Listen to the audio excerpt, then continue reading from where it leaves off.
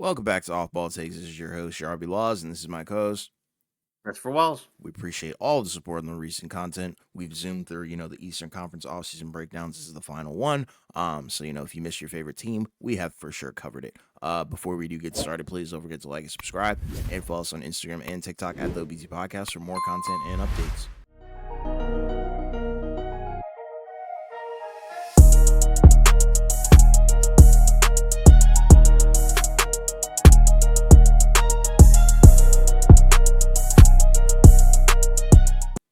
Yeah, so we're, as you said, going through the Eastern Conference. Last team, one more team, Indiana Pacers, right? Indiana Pacers were a team that kind of took the league by storm last year, right? They went 47-35. They were sixth in the Eastern Conference, and they got all the way to the conference finals, right? They beat the Milwaukee Bucks in 6. Then they beat the New York Knicks in 7. Then they lost to the Boston Celtics in 5, right? Obviously, for this team, big thing for them is their offense. They were second in offensive rating. For most of the year, they were number one, right? But then they, dropped towards the end of 2, right? Halliburton missed some time and also just wasn't quite the same during the latter part of the regular season. But obviously, their Achilles heel was their defense, 24th in defensive rating. Not that great, but they were so good on offense that it kind of outweighed, the defense. And, overall, they had a really good year, right? I think they went much further than most people expected. Obviously, they did have some, things go their way, right, with injuries, right? The Bucks, no Giannis, right? And then obviously for the Knicks, they were basically an infirmary team during the second round, right? Especially by the end of it. But, you look at it and this team should still be pretty good next season. I don't necessarily know, if I'm expecting Eastern Conference Finals necessarily. I think that might have been a little bit more of a product of, the good fortunes they had, but they should still be good. They should still be, a playoff team, and they should still be, a spoiler worst case scenario for any team in the Eastern Conference, right? They basically brought back the same core, right? Re-signed a lot of key guys, right? Pascal Siakam now on, a big, 4-year max deal, right? Basically over $40 million a year. Obi Toppin, right? Key rotational piece, re-signed to a 5-year deal. TJ McConnell, they just recently, like maybe last week, right? They gave him a 4-year, $45 million extension, right? And, after that, most of the other core guys still remain, right? Miles Turner in a contract year. Aaron Nesmith, right, still has 3 years left on his deal because they gave him an extension, I think, 2 seasons ago, right, where he's making $11 million a year. Benedict Mathurin, year 3. Jarius Walker, year 2, right, and you still have Isaiah Jackson, Ben Shepherd, Kendall Brown. Andrew Nembhard also was given an extension. They drafted Johnny Furphy, right? They also signed James Wiseman in free agency, but obviously most of the big, offseason splashes were basically retaining the same core that got them to the Eastern Conference Finals. What you're hoping for now is you're basically hoping for year 2 of, or I guess 1.5, whatever you want to call it, a full offseason and full NBA season with Halliburton and Siakam as your 2 best guys, right? When Siakam came over, right, they were really good. Obviously, Halliburton missed some time, so that kind of changes things, but still, both of them played very well in the postseason as well, especially Siakam, actually. And then in addition to that, you're hoping that some of these younger guys that are on the team take some type of leap forward, right? So the 3 main guys, I guess you're kind of looking at Mathurin, Walker, and then I guess probably not Shepherd, but maybe could you get, even more progression from like an Andrew Nembhard because you just extended him, right? So essentially Nembhard, Walker, Mathurin, right? Because Mathurin, right, that was actually a key rotational piece for them. And then he got hurt late in the season, so then he missed the remainder of the NBA season as well as the playoffs, right? He'll be in year 3, right? So we'll see if he can provide even more offensive punch off the bench. Can he do some other things outside of scoring? Can he improve as a defender? Can he do some things off the ball? We'll see. But he's still a talented scorer for sure. Jarius Walker, right? That was their lottery pick, right, from last season. And he didn't really play much at all last year. He played, I guess probably garbage time minutes and occasionally some games when a bunch of guys were out. But it's kind of tough, to be in that position because now, in year 2, you need him to be really good. Right now in his sophomore season, he's a lottery pick. He has to be a rotational guy. The main question is where are the front court minutes for him? Because you have Siakam, you have Turner, you have Toppin, right? And Isaiah Jackson, because Jalen Smith is gone, you assume he'll probably get more minutes as a backup center, and James Wiseman will have an opportunity as well. But the point is, that's a lot of front court guys, and that's a lot of minutes that are probably going to automatically go to all those players. So, is it possible that Walker could possibly spend some time at the three as well, and kind of just be sort of a wing as opposed to just a small ball four, right? Like a Draymond Green, Zion Williamson type hybrid or something like that. I'm not sure. Because again, we haven't seen a whole lot of him, right? He looked fine in summer league, but didn't play much during the regular season. Didn't play at all really in the playoffs.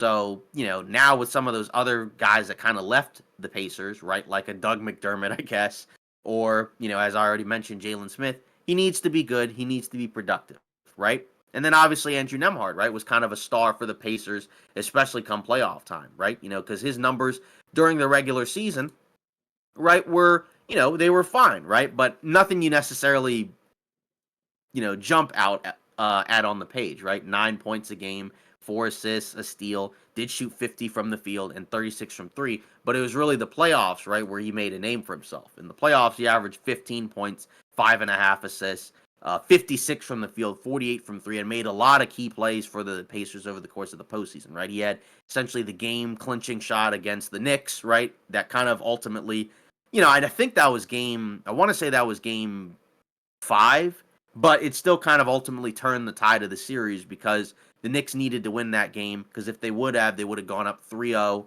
I guess, yeah. I guess that was game four. Um, they would have basically ended the series. Hmm. But in the case of what Nemhart was able to do, right? It didn't end the series. It kept them alive so that way they were able to, come back and win the series. So now you're kind of hoping with his extension, again, stat line, we'll see. But now he's going to be at a point where you would like to get, that postseason production in the regular season as well, right? Obviously, because you have a lot of other offensive oriented guys, you're not going to have like a ton of like 20, you're not going to have like a bajillion 15-point scores. But last year, almost every rotational guy gave them at least 10 points a game, right? So that's their bread and butter is their offense with their pace of play. And it works, right? Obviously, come playoff time, it's got a little bit more of a ceiling. But to be fair, they gave the Celtics a real challenge. Obviously, even though they got swept, every game was competitive aside from game two, right? And you could make the case that a couple of those games they were in a great position to win, right? Because they came down to basically last minute plays, right? Like game one, forgetting to call a timeout and throwing the ball away and not guarding Jaylen Brown, right? Hmm. Or they did guard him, but they didn't foul him, right? Hmm. And then I think it was what game three, right? The Drew Holiday steal, Hmm. right? Where they had an opportunity to try to score. That one's a little bit different, right? Because they didn't have the lead, but still, either way, for the Pacers, you're hoping that experience that they had in the playoffs, right, regardless of how quote unquote real it is, you're hoping that experience kind of carries them into next season, so that way they can, kind of make some type of run, right? Because now you have some more pieces. It's just the question is, do you have enough to make a serious run again, or do you need a little bit more? I still think they probably need a little bit more. It's just the question is, do they already have some of those pieces in waiting and we just have to wait for them to get better? Or do they probably need to make some type of splash? I don't think we'll probably see a big trade from them, this deadline, or Hmm. something like that. Maybe next season once they have a better idea of what their young players actually are and what they look like. So and honestly, that's probably how you should approach it. Obviously, because like the roster will get more expensive over time, but you still have a lot of young guys that you kind of have to vet out and see what they're going to do. So as long as they kind of continue on, this path, they should still be good. I don't like I said, I don't expect them to go to the conference finals again necessarily, but at the very least, even with Halliburton, he could continue to get better. Right? He was in the Olympics, didn't play a ton, but he still got to learn and absorb a lot of information from a lot of veteran guys that are very accomplished players. So that worst case scenario should count for something. So I think the Pacers will still continue to be really good. And I think they had a really good offseason. A minus again, didn't do anything in terms of bringing in new guys, but they did the biggest thing that was the most important for them is re-sign all their guys, didn't let anybody walk, didn't really take that long. Obviously, the McConnell extension, it took a while, but again, he was still under contract. He wasn't a free agent. So they pretty much made all the right moves. Now the question is, can it continue to come together and grow, right? Because this is still, a relatively young team.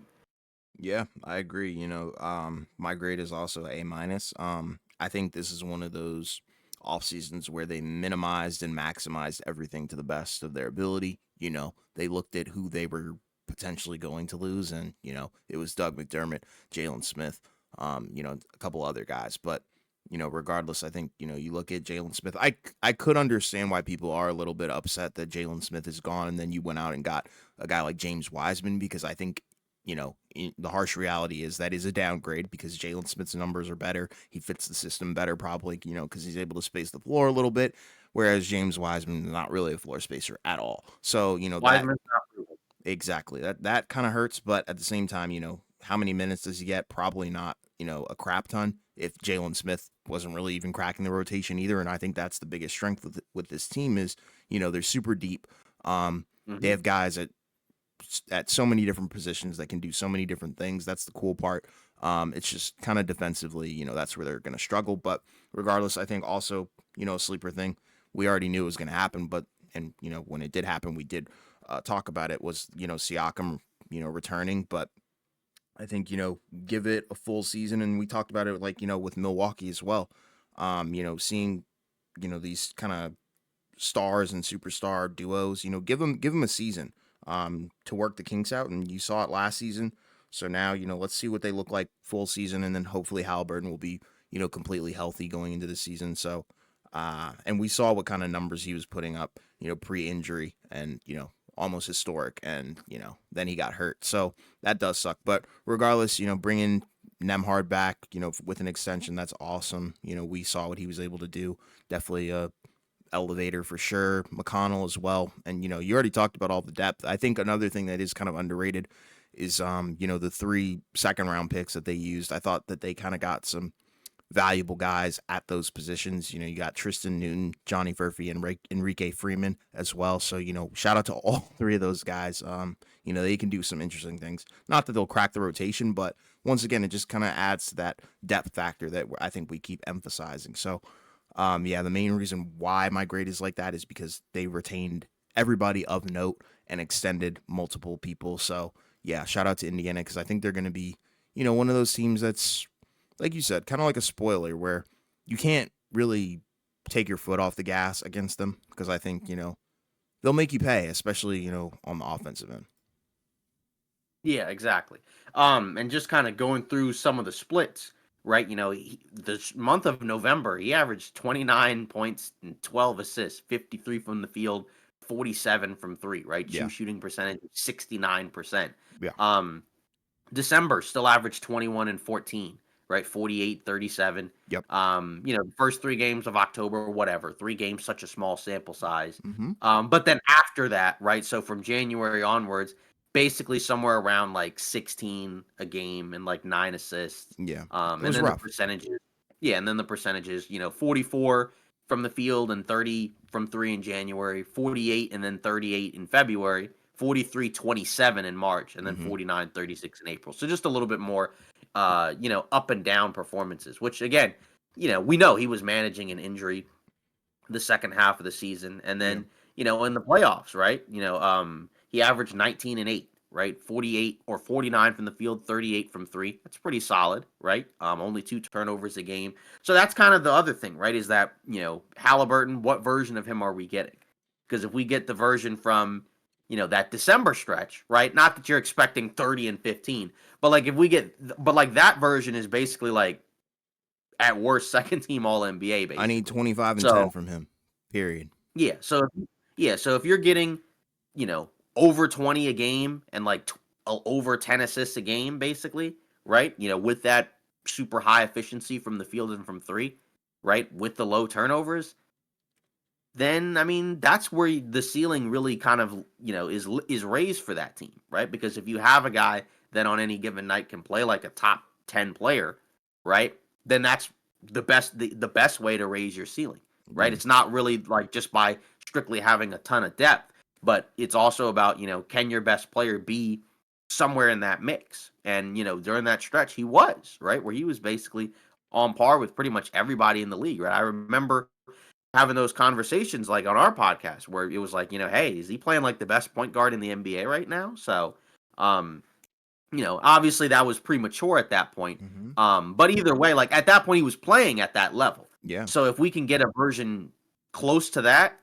combined with the play from all everyone else, that's where again, like I said, then their ceiling will be raised from worst case scenario spoiler to hey, best case scenario. Not that they're going to win the East, but hey, they that's where you could possibly have a real chance to make the conference finals again. I'm not sure if they will as of right now, just because I still think that there's some other teams that have a better shot.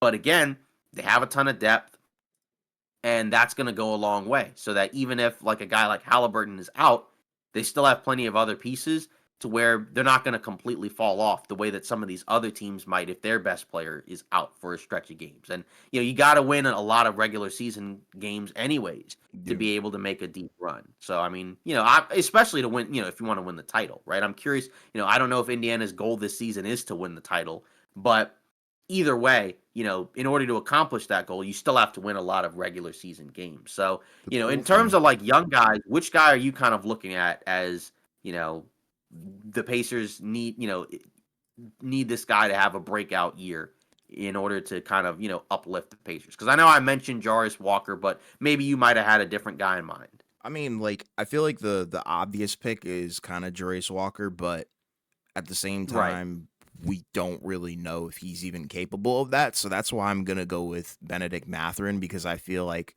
he was having that breakout season, then unfortunately, he got injured. Um, and just having him around is going to dramatically increase their offensive output. It's just going to change, their identity. I think really the second unit's identity, and he might even start. Who knows? But if he can, say they go to the playoffs and he kind of has the similar mindset of like a TJ McConnell or a Nebhard, like, like a playoff riser, even like Siakam as well. Like these guys are playoff risers. They normally play better in the playoffs, which is really cool. Hmm. That's going to be interesting because I feel like that's another sneaky thing that they have are these playoff risers. And if you surround that with a guy like Halliburton, I think, yeah, for sure, you could easily get to the Eastern Conference Finals, if everything goes right. But, yeah, back to Benedict Mathurin, I feel like that guy has what it takes to be, one of those sneaky not superstars, but sneaky stars. Because I think that's kind of what he was projected. He's got the moxie, the ego, all that stuff, and he's definitely got the on ball skills for it. So, Yeah. yeah, I think that's the guy who I'm looking at. Like, all right, you can talk the talk, but let's see you, walk the walk a little bit more. Yeah, I mean that's the thing is for him, he can be, a spoiler in a playoff series because he could be one of those guys that comes off the bench and just kind of rattles off 10, 12 straight points Yeah, and gets a game from, oh, this game is starting to get out of hand to, all right, now we're right back into this game. And he can turn the tide, right, of a game or possibly a series, right? yeah, Last season, he averaged, the numbers were a little bit down, but he was also playing fewer minutes. And of course, he had the injuries factoring as well, right? In his rookie season, he played 78 games. hmm, Last season, he played 59 games. Right, last season he averaged just under 15 points, 4 rebounds, 2 assists, just under 45 from the field and 37 from three. So that's the nice part is that if that 3-point shot continues to progress, right, that's another ball handler, another scorer that you can have out there. And that might, for some teams, that may be a little bit overwhelming. And he's a good athlete as well that can kind of put some pressure on the rim too, as opposed to just a guy that's just basically out there to just knock down threes. So that's the cool thing about Indiana's offense is that they do take a lot of threes, but they do also have guys that can, kind of hurt you sometimes by attacking the basket, right? Like Siakam can do that. I guess Turner, when he rolls to the basket, even though he prefers to shoot, right, he can kind of do that as well. And then Matherin can do that. And, yeah, if a guy like Jarvis Walker can pan out with his frame, he can do that as well. So that will make their offense more versatile. And it will make them a more dangerous team. And again, adding those long athletic guys into the equation could also help them out defensively as well, because that's really also, another thing that they're going to have to improve on as well, right? Like they're not going to be able to be a bottom 10 defensive team and continuously, be in the Eastern Conference Finals every year, right? You're going to yeah, have to be a little bit better, I think, than that. But again, I think the Matherin one is a good pick just because of the fact that at the very least, we at least have an idea of what he is and what he could possibly continue to be. Whereas Walker, that's the piece that's possibly even more tantalizing because we don't know what we're going to get with him.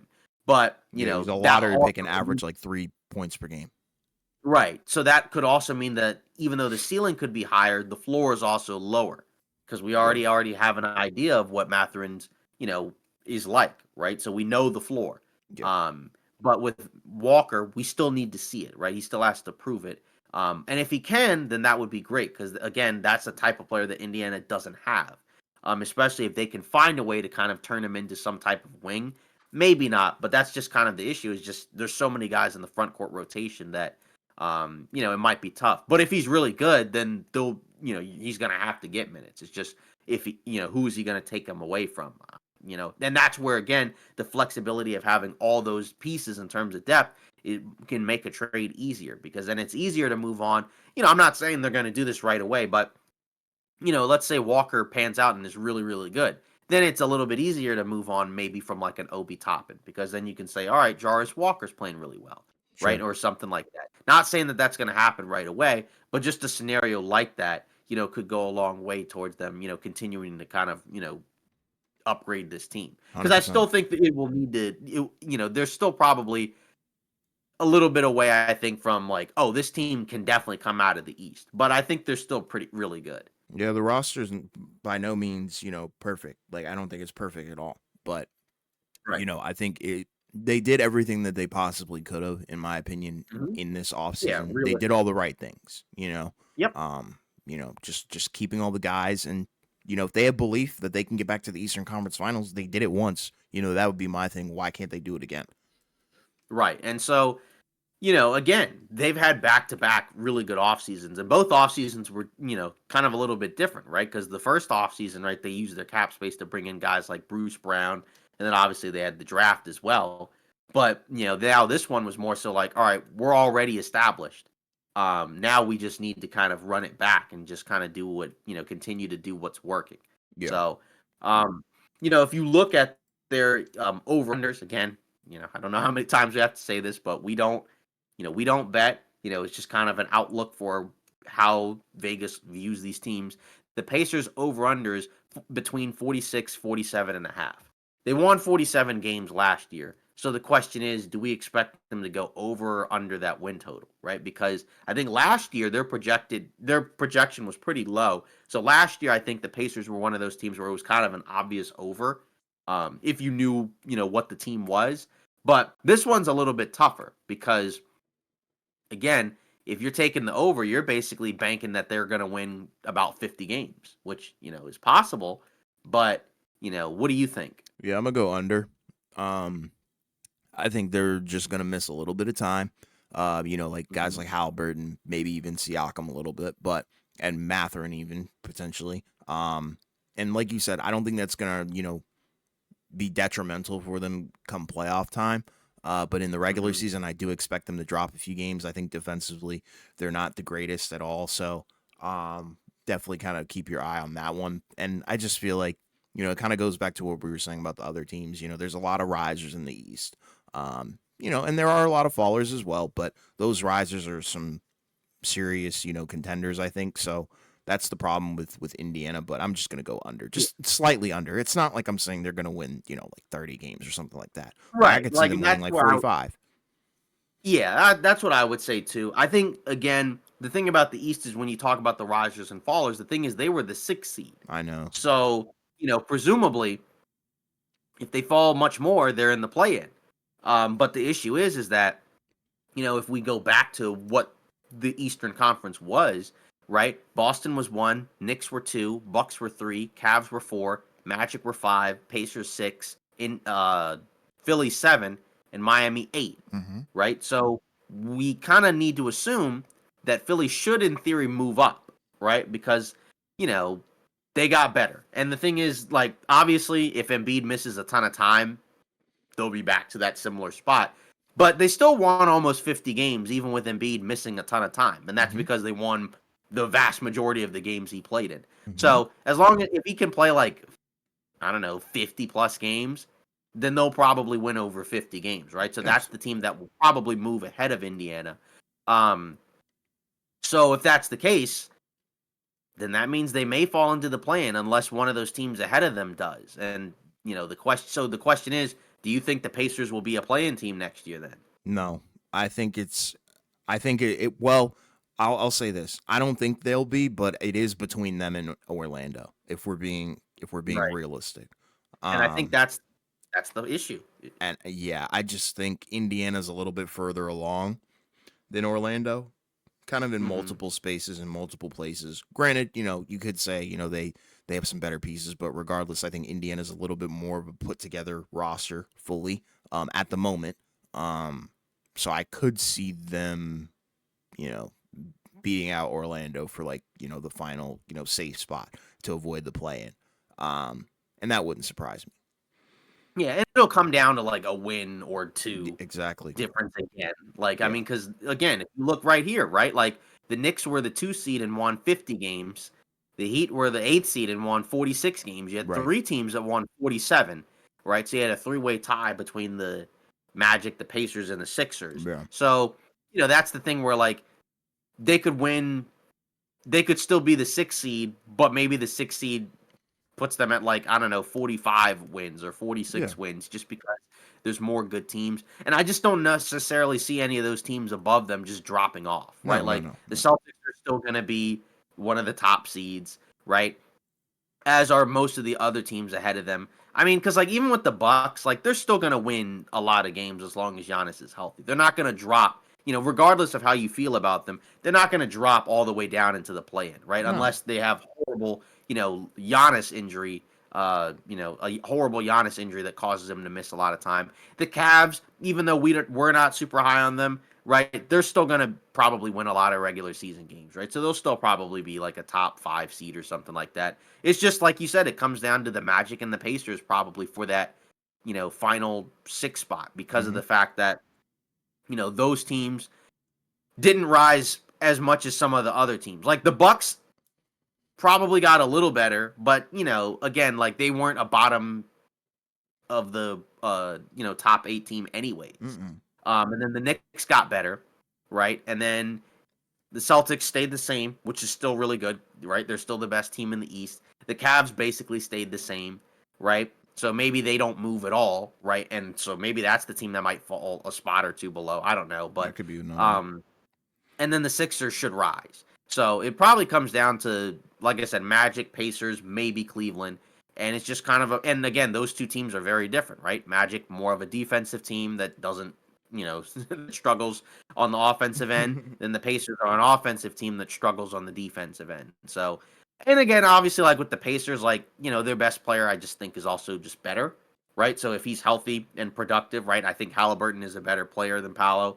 But again, Paolo is also progressing as well. So, he could be possibly like a top 15 guy So yeah, there's potential next season. for it. So, He's on pace. yeah, right. So we'll see. But either way, I feel like Indiana's offense is still pretty sustainable just because of what Halliburton can do as a creator and all the options they have.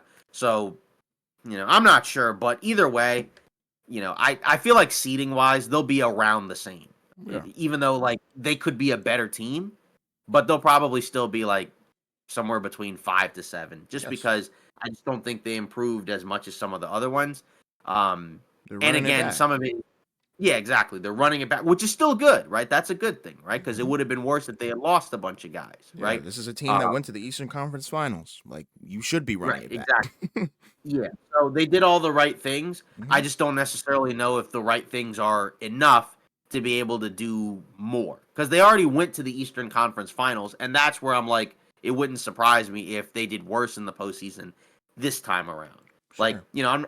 and like it shouldn't necessarily feel like a step backwards because I feel like last year you overachieved, and that might be a narrative that happens this season where people feel like they took a step back when in reality they probably shouldn't have been in the conference finals in the first place, right? So whatever happens this season is probably a little bit more in line of what you should expect, right? Yeah. I think it's probably more than likely. I think second round is probably, I don't know, the most likely scenario, but it really also depends on the matchup.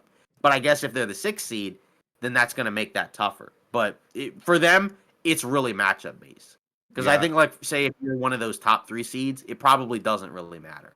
Like, I don't think Boston is gonna be like, oh man, we'd rather face, if we face this other team, we're gonna lose. Like, it doesn't matter to them. Um, but for a team like Indiana, who isn't on that level, that's gonna be a lot more important.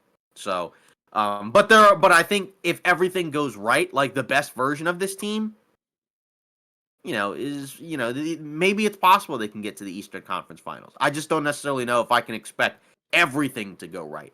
Because even though I liked the Jarvis Walker pick, and I'm not selling any stock, I still have just no idea what I'm expecting from him this Yeah. season. Nobody And I'm not knows. saying he's the make or break guy. I'm just saying he plays a position and he's an archetype of a player they don't have.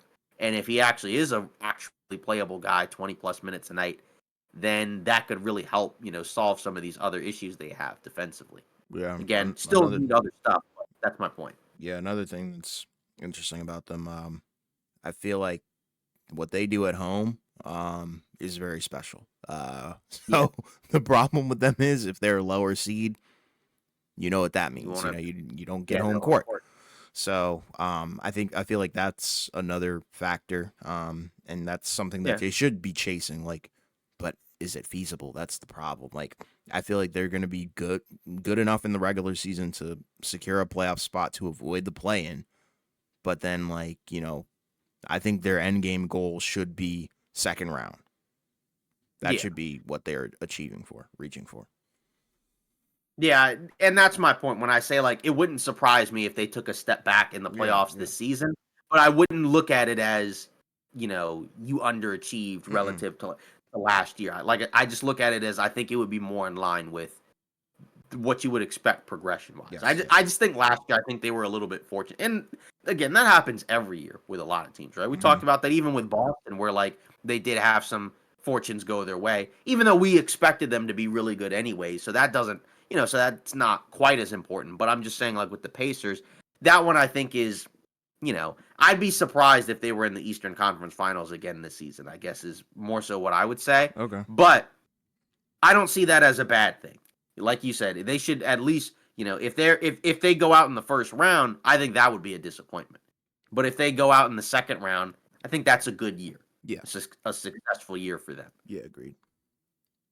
So, I mean, looking around at the rest of the Pacers, roster and situation and expectations, is there kind of anything else really, or is that pretty much, kind of the gist of the Pacers this season? I mean, I feel like that's about it. I mean, what more can you Yeah. really say?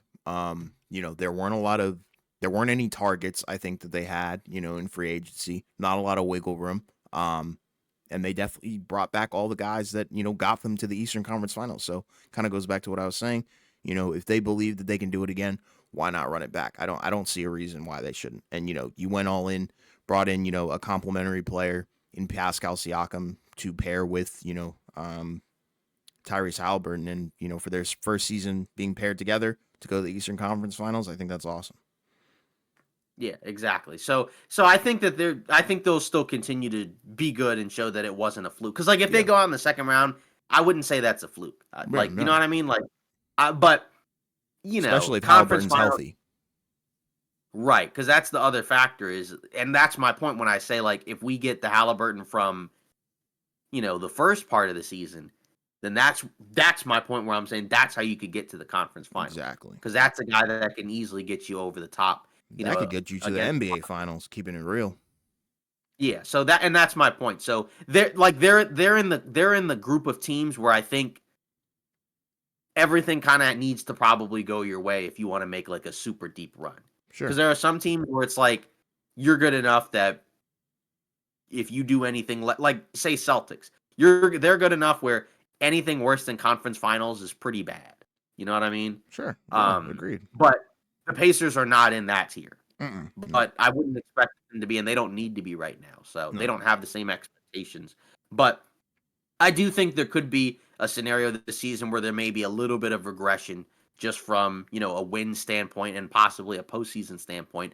But again, like I said, I'm still leaving the door open for, December Halliburton. If that guy shows up in the playoffs, then yeah, Right. They can get there. Yeah. So looking around at the rest of the NBA, a number of things did happen, right? So Brandon Ingram skipped the Pelicans mini camp, right? So they had, they were one of these teams that tends to have, that had a camp before the actual training camp because training camp Voluntary. is later. Yeah, voluntary one. And only two guys didn't show up: Daniel Tice, which they knew because he was in the Olympics, and then the other one was Brandon Ingram, which they were surprised by that one. Now I know he had the injury at the end of last season, so maybe he just doesn't want to aggravate it or whatever. But we also know that you know the Pelicans roster right now is kind of in flux because there's a lot of good players on the roster, but there's some players that don't necessarily fit together, and it feels like that there was like that the roster's kind of put together in a way where there was a trade in mind, possibly for a Brandon Ingram, and that has not happened yet. So, um, you know, I think the minicamp one, like, yeah, it's not a great look for everyone involved, but I think where it would get really bad is if he skipped like the actual training camp, because then if that happens, then that's where I'm very curious to see how this situation goes. But as we talked about, it's similar situation to Levine, where, again, really good player, but teams just don't necessarily seem all that interested in taking on that contract. And for Ingram, he's in the last year of his deal, so we know he's looking for a big extension or, being re signed at max value. And it just doesn't really feel like teams want to sign up for that. Because even though he is really good, right? Brandon Ingram isn't the type of player where you're like, we're a Brandon Ingram away from being, wherever, whatever we want to be.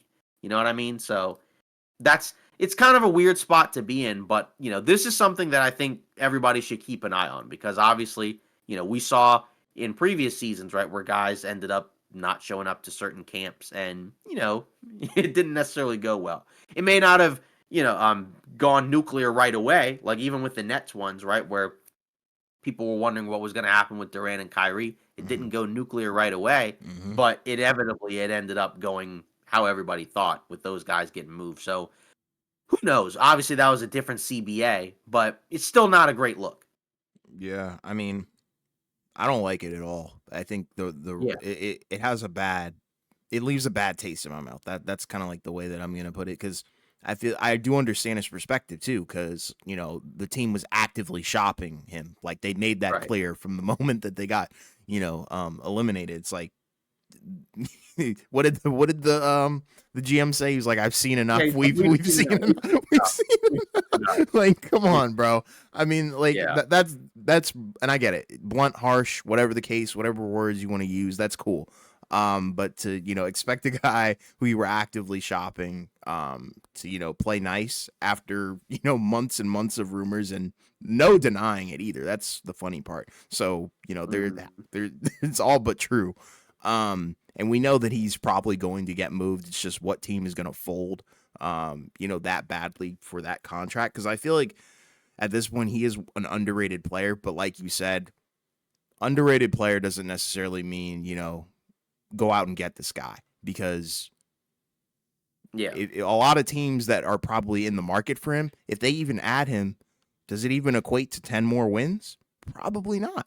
You know what I mean? Right. And what are you going to Yeah. give up to get him? That would be the other thing. What is New Orleans Exactly. looking to get him for him? Probably a big man. Hmm. And what team is really willing to give up a big man for Brandon Ingram? I can probably name only one, and I'm not going to do it. So Right. I, it's a weird situation. Exactly. A lot of drama. I feel like this is going to be the team with a little bit of drama. Right. Yeah. I mean, go into the trade machine, to everyone listening, right? Go into the trade machine and see if you can get like an actual realistic trade with Brandon Ingram. It's not very easy because we've Mm-mm. talked about some teams where maybe, but I don't know if they will do it, right? Because again, it's got to be a team that needs a wing, right? And then that team presumably has some type of big player that New Orleans would want, right? Like, okay, Cleveland, all right, but like, does Cleveland want Brandon Ingram? Like I feel like we talked about it, I think they'd prefer like more of like a natural two-way 3-and-D wing, not Yes. necessarily like another ball handling scoring wing cuz then Right. you have the same issue that you would have in New Orleans but in Cleveland. So, Yeah. Like, it's rough, Yeah. bro. I really feel Golden bad for him State, in this situation. Golden State. I mean, what big do they have that New Orleans wants? I don't think they Like have are anything that New Orleans wants. right. I mean, like realistically, right? Like if I'm New Orleans, I'm like, all right, do I want Kevon Looney? Like, do I want that guy? Trace Jackson Davis, could he start for us? Maybe, but it's like, I don't even think Golden that's State will not, move on from him at this yeah, point. money wise, yeah, No. exactly. And then money wise, it's got to work, like, Yeah. because Ingram makes a lot of money. So, that's the tough part. Yeah. So No I, more I don't know. Utah. That's off the table. I Right. don't think you Yeah. can Like John do the Knicks Collins. wouldn't do that with Julius Randle. I don't think that wouldn't even make sense. No, Like, it's they already bad. have wings. I know, that's my point. Like, there's no logical trade that makes sense. But somebody's Right. going to get desperate at the deadline, and we already know what's going to Yeah. happen. Yeah, and we'll obviously when we get to New Orleans, right? That'll obviously be a funny conversation to have, Hmm. obviously. But again, like you said, that's a team to keep an eye on for what happens over the course of the Yeah. season, because again, especially if they are not winning games, right? Then that's going to be an even bigger conversation. Yeah. So. Yeah. According to Woj, Tristan Thompson going back to Cleveland. All right, 1 year deal, backup big man, fine, right? Older guy, but he's been with Cleveland a long time. Played fine in the minutes that he got last year, and again, no other real options really, honestly, right now. So locker room guy, guy that can play spot minutes. Again, you already have two bigs, so you don't have to have another 20 plus minute per game backup big. Just a guy who's not, won't completely crash and burn when he's out there. Yeah, sure. Yeah, I think he adds a certain level of stability because I feel like with Cleveland, we already talked about it. They're running it back, so that means the roster is pretty thin. Um, and it does help to have depth at a position where you didn't have it at all. So yeah, good job for kind of grabbing a guy who's also familiar with the organization and stuff like that. So W. Yeah. According to Mark Stein, Davis Bertans may be headed to Dubai, right? So, Like to the hoop in contract Dubai. offer. What? To hoop in Dubai. Yeah. So reportedly the Wait, contract offer wait. includes an out. Sorry. One more thing. Well, didn't Yeah. last week weren't we literally talking about him signing somewhere? Yeah, but Oh, reportedly it was he Golden might be State. going. Yeah, it was Golden State, but reportedly he's headed to Dubai. I don't think it's like completely official yet, but reportedly it should have like an out, because there's been some conflicting reports, Okay. but it sounds like he might be headed to Dubai. So we'll see if he has an out clause there, then he could obviously just leave and go back to the NBA at any point. But the Latvian laser might be hooping in Dubai, as you said. To do his thing over there. W. I mean, he's a former Wizard. I Yeah, remember his days. Shout out to him though, because he was hooping for us for a little bit. yeah, Definitely that's how he got his spot up guy. contract, right? Yeah, tell me about it. But yeah, W 3 point Yeah. shooter, W spot up. And I'm sure that he's gonna have a great career over in Dubai. Yeah, and then Jetty Osman reportedly turned down a Lakers training camp invite to go to join the Greece team. So that's cool. We'll see. I'm kind of surprised that he just kind of fell out of the league, because I thought he was like a decent ish Thought player. he was sneaky underrated. Yeah, like I thought so, he was but again, like a bang for your buck kind of guy. You know what I mean? yeah, but again, reportedly, that there's not a lot of great offers for a lot of guys right now. Like Yeah. again, we've talked about it. There were still like Lonnie Walker, who was on a playoff team and helped the team win a playoff game. He had to take a training camp like Exhibit 10 deal. It's crazy. A It's a crazy. guy like a guy like a Markel Fultz is still not even on an NBA roster as of True. this point, if I'm not mistaken. So Yeah. former number one pick who's not like a bad train wreck of a player. So, Yeah. Yeah. I, Right. I don't know. It's kind of a weird thing. Um, More Lakers stuff. Reeves, according to ESPN, wasn't on trade block. Redick has quote unquote big plans for Austin next season.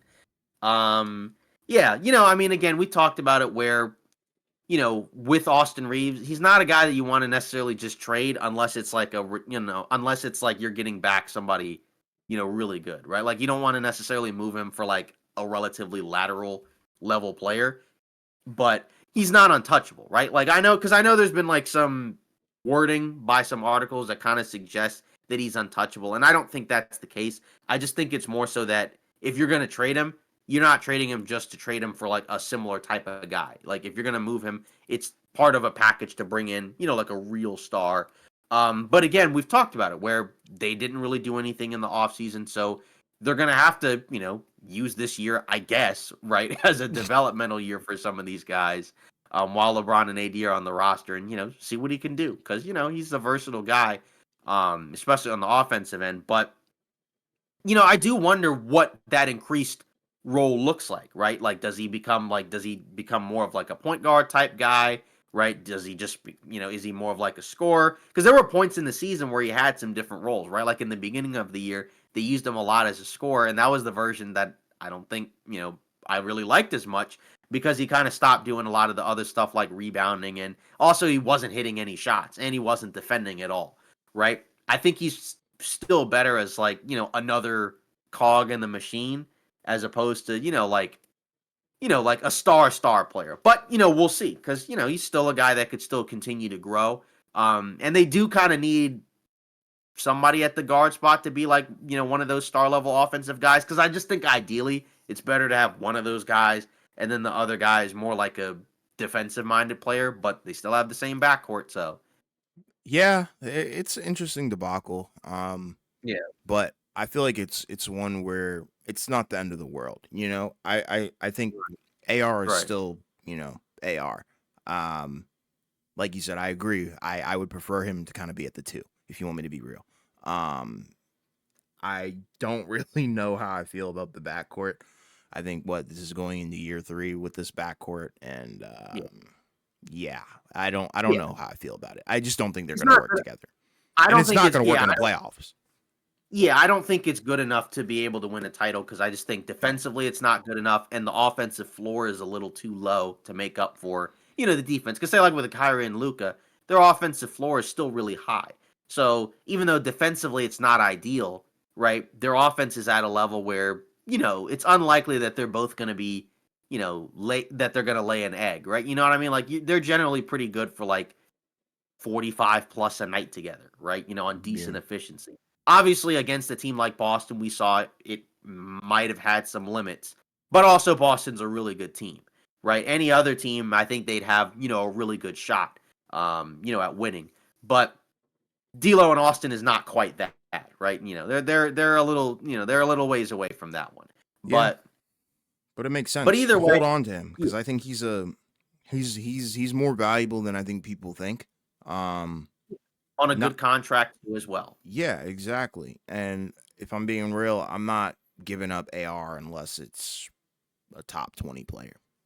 Right, like, when we said, like, say, Trey Young, like, that makes sense, right, from the Sure, perspective I of, would do like, that. that's a guy that's really good, but, I wouldn't have necessarily done it for DeJounte Murray, just No, because even though I think he's really good, I just don't think he's on the level where I'm like, "Oh, oh, yeah, I'm giving up Austin Reeves, not even thinking about it." Like, nah, yeah, I no, wouldn't no, have no, done no, no, no, no. and then last but not least, Denver Nuggets, right? We got a couple of things to talk about. One, you have Jamal Murray with his extension, right? Because it had been talked about a while ago, but it hadn't happened. But it now has been reported by Woj, 4 year, $208 million deal. And obviously, for him, he's gonna have some work to do, right? From the perspective of yes, he is an NBA champion. But last year, even though he was actually really good in the regular season, he shot the ball well. His numbers were up and up across the board pretty much everywhere. But the playoffs, he sucked. He was really stinky in the playoffs.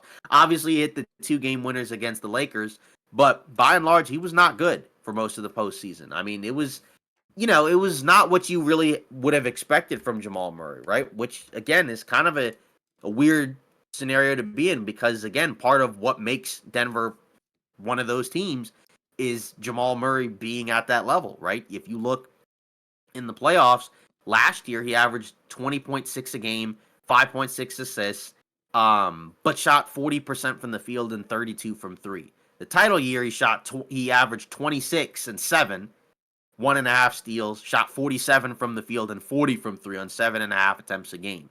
that version of Jamal Murray is good enough for Denver, to be one of those championship level teams. But the Jamal Murray from last year's playoffs is not good enough. And obviously now they've also lost KCP. So you need more of Jamal Murray, I think, going into next season. And, what version are we going to get? He was also very bad in the Olympics as well. Don't really need to go over those stats, but just know they were pretty horrible. The Canadian team didn't even qualify for bronze. So we know that was a major disappointment. So what version of him are we going to get? And that will probably dictate how people will feel about the deal. Because obviously it's a no-brainer to re-sign him. It's just a matter of, okay, well, now this guy is going to be making like 40 plus million a year. And he's not, even though obviously his playoff numbers are awesome, he's still not really regarded as a guy that's like a superstar, right? Or even like an all NBA level guy. But if you get that version of him in the playoffs, then it works. But who knows, right? Like, was last year just kind of like an outlier performance, or is it just kind of a sign that like, maybe teams have figured him out? I feel like it's more of the former than the latter. But this upcoming season, I think he's gonna need to be better, because that's not gonna cut it. Because after next season, goes from making 36 million to 46, then 50, then 54, then 57. And those, if you're gonna do that, you got to be closer to where you were in the playoffs. I'm not gonna lie, he's fine. I Mm-hmm. know, it's rough because all he did in the playoffs is literally hit 2 game winners in round one. That's it. Right. I don't care what you say. Like after those game winners, he completely crapped the bed. In the Olympics, like you said, trash. But I this may sound like a cop out, and I know a lot of people Mm-hmm. say this, but I think he was hurt. Like genuinely, I Okay. think he was dealing with something. And I He think was that's playing. fair. I was playing. I think he was playing through something. That's what I'm gonna say. Yeah. Um, that's kind of like my educated And guess. that's fair. So I think he's going to have a bounce back season. He needs to be healthy because that's the problem with Denver in previous years. Before the title year, Right. everybody had the Yep. question, well, the team is good. Jamal Murray's a killer, but he's never around. So then it was kind of just Jokic trying to carry, and lo and behold, look at what happens when Jamal Murray's not healthy. So, yeah, you need him to be healthy. That's the number one thing, and I think that was kind of why there was a lot of skepticism about giving him this kind of contract. Because yeah, what if he is never the same because of injuries, and then Right. that's a lot of money down the drain. So it's a gamble, but it's also kind of like one of those gambles Yeah. that I do like because you have to do it. You have to. Yeah. You have to do it. Yeah. Yeah. You can't have him in a situation where he's in a contract year with a danger of walking. Not that he would, but you know what I mean. Like Sure. there's Too no point in risky. doing. Yeah, exactly. First 3 seasons, 82 games, 81 games, then 75 games. So that's really good. Yeah. And then after that, 2019, 2020, only 59 games, but that was the bubble season, so that was a shortened Yeah. season And that compared was when they to. started emerging. Right, exactly. And so they played 73 games that year. So he only missed 14 games. Mm-hmm. So that's Mm-hmm. fine. Mm-hmm. Then the following season, 48, Mm-hmm. right? And that was 48 out of 72. And obviously that was also the year he tore his ACL. So then Mm-hmm. after that, didn't play at all the following year. Mm-hmm. Then the title year, 65 games. That's fine. That's only 17 games. And then last year, 59 games, right? So that's 23 games basically. So Yeah. can you get him to 60 something? If you can get him there, You need him then there. yeah. If you can get him there and then be relatively healthy for the playoffs, then I think you'll still be good. Obviously losing KCP still puts them kind of in the tier where it's like they're no longer favorites in the Western Conference anymore. But a healthy Jamal Murray with Jokic should still be good enough that they should still be, one of the teams that should be challenging for the title. You know what I mean? So Mm-hmm. like they lost KCP, so they should still be a contender. They're not going to all of a sudden go from that to hot garbage. But with KCP gone, you need more out of Jamal Murray. In addition to like you also need the younger guys to elevate too.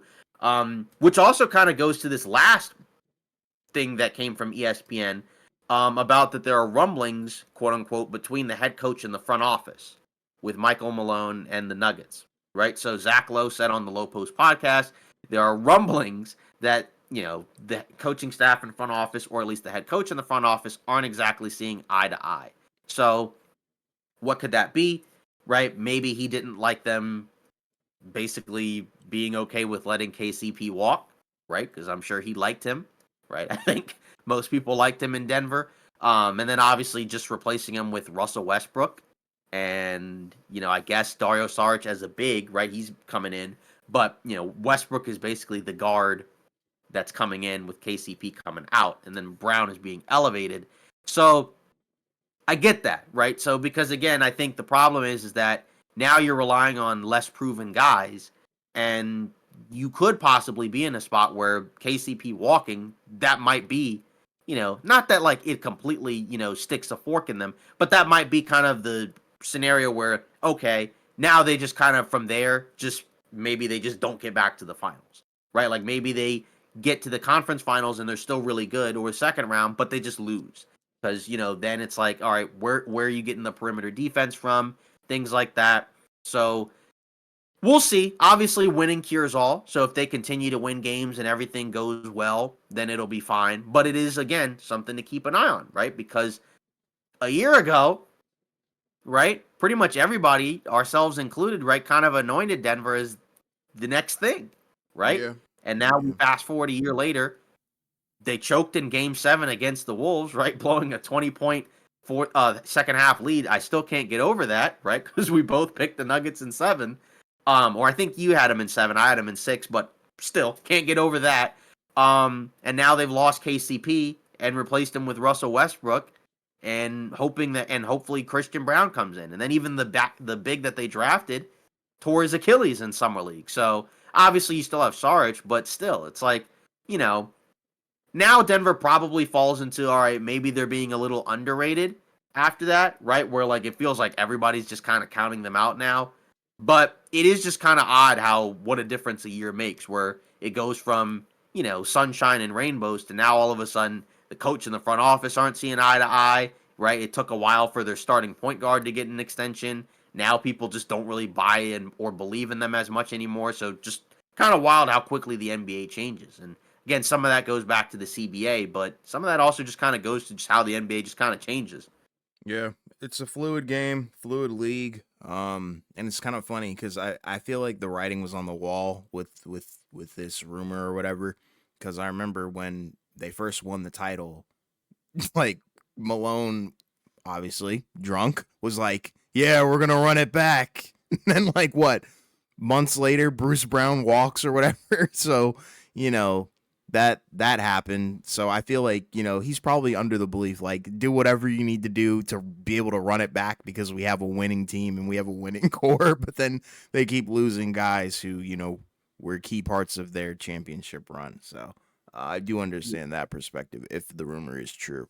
And then Yeah, maybe from their exactly. perspective, they're like, dude, just coach. And it's like, all right, Yeah. well, And that's why I do want to stress that, again, Zach Lowe phrased it as rumblings. right. So that means that, okay, something's going on, but it may not necessarily be time to, be concerned and panic just Sure. yet.